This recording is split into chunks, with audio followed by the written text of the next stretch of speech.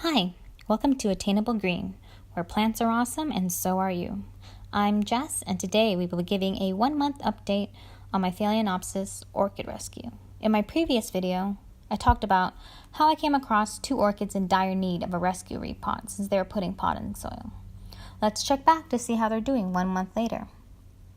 The first phal had purple leaves and a few roots since it was set out in the sun too long. I put it in a shadier spot, and the leaves returned to green. It's still dehydrated since it doesn't have many roots, but the leaves are gaining some plumpness. I ended up pulling it out of sphagnum moss and into a kind of water culture setup so I could better monitor the progress.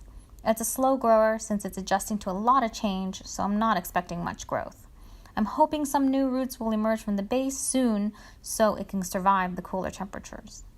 The second phal is doing much better. When I got it, it had 2 kikis, and the mother plant had a few small leaves and a few small roots. I removed the kiki and potted it in its own container of sphagnum moss. It took about a week to make sure that the roots of the kiki could absorb water and it would survive on its own. The main mother plant looks to be doing all right with not too many changes. A root is growing longer, and the leaves seem to be in better shape with a firmer texture, showing that it's absorbing water well. The second kiki seems to have stalled right now. It's not growing and it's not doing much of anything. I'll have to wait a little longer to see what's going to happen to it. So that's what's been going on this past month with these rescue phals, and I'll give an update at the 3-month mark to see if there are any new developments, and hopefully it will move in a positive direction. Thank you so much for watching. If you like this video, please give it a thumbs up. Subscribe to my channel, Attainable Green, for all the latest updates and more. Bye!